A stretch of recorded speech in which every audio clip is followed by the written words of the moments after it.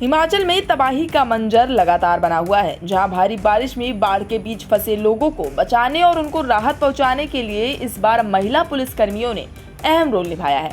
दरअसल हिमाचल प्रदेश में बाढ़ और बारिश के दौरान महिला पुलिस कर्मियों ने भी राज्य में इस भयावह स्थिति के बीच बचाव और राहत कार्यों में अपना योगदान दिया और कईयों की जान बचाने में सफल रही।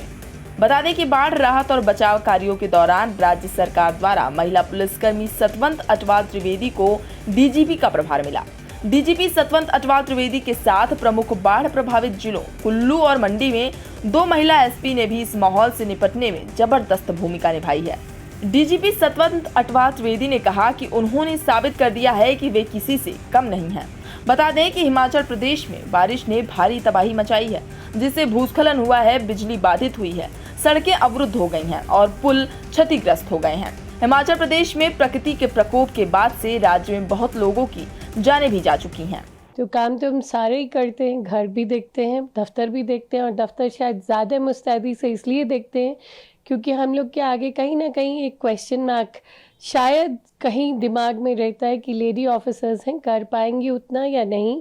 बिकॉज़ इस ऑपरेशन में भी आपने देखा होगा रात के 1:30-2 बजे तक साक्षी और सौम्या, जो मोस्ट अफेक्टेड डिस्ट्रिक्ट्स की एसपीज़ हैं कुल्लू और मंडी की, वो रात भर लगी रहती थी। We have facts to prove the presence on the road. शायद महिलाएं काम करती हैं, उनका जो नर्चरिंग एस्पेक्ट है पर्सनालिटी का, वो सबसे आगे आ जाता है। कुछ भी हो जाए, कोई विपदा हो या कोई भी क्राइम सीन हो, they add the emotional motherly touch to the situation। इसी बीच दोनों महिला ऑफिसर्स ने बताया कि लोगों को इस तबाही से निकालने में और उनके बचाव में काफी मुश्किलों का सामना करना पड़ा। लोगों को उनके रिहायशी इलाकों और उनके घरों को खाली कराना ये एक बहुत बड़ा चैलेंज था। जो सबसे बड़ा चैलेंज था इसमें वो लोगों को उनके निवास से खाली करवाना था, जो कि हम इवैक्यूएशन की प्रक्रिया करते हैं। रेस्क्यू तो मुश्किल था ही था, जो लोग फंसे हुए थे। लोग बहुत भावुक होते हैं अपनी जीवन में जमा की हुई चीज़ों के साथ, इसलिए उनको निकालना बहुत या उनको ये समझाना कि वहाँ से छोड़कर सेफ जगहों पर जाएं, ये बात थोड़ी मुश्किल खड़ी कर। पर्यटक जो थे उनकी जान ना जाने के लिए कुछ कदम पहले से ही उठा लिए गए थे। जो लोग कुल्लू की तरफ को सफ़र कर रहे थे उनको मंडी में ही रोक लिया गया था और उनको यहाँ पर जगह जगह के होटल्स और सरायों में हमने जगह दे दी थी। उसके बावजूद भी आपदा ने कुछ जानें तो ली हैं, उसका अफसोस अवश्य है।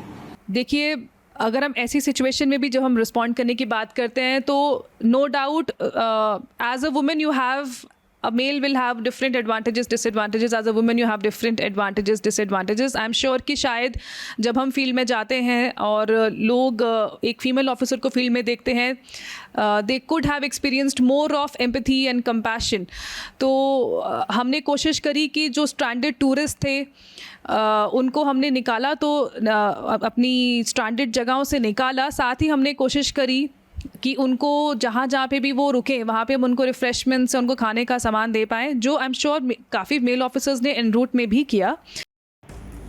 बहरहाल महिला पुलिस अफसरों ने हिमाचल के बिगड़ते हालातों के बीच अपनी शक्ति रूप का प्रदर्शन किया और इस आपदा से बहुतों को सुरक्षित तरीके से बाहर निकाला।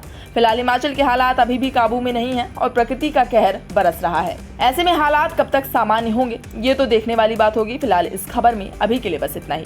खबर कैसी लगी हमें कमेंट करके जरूर बताएं और देश दुनिया की तमाम खबरों को पाने के लिए सब्सक्राइब करें हमारा चैनल इंडिया पब्लिक खबर और बेल आइकन को दबाना बिल्कुल ना भूलें।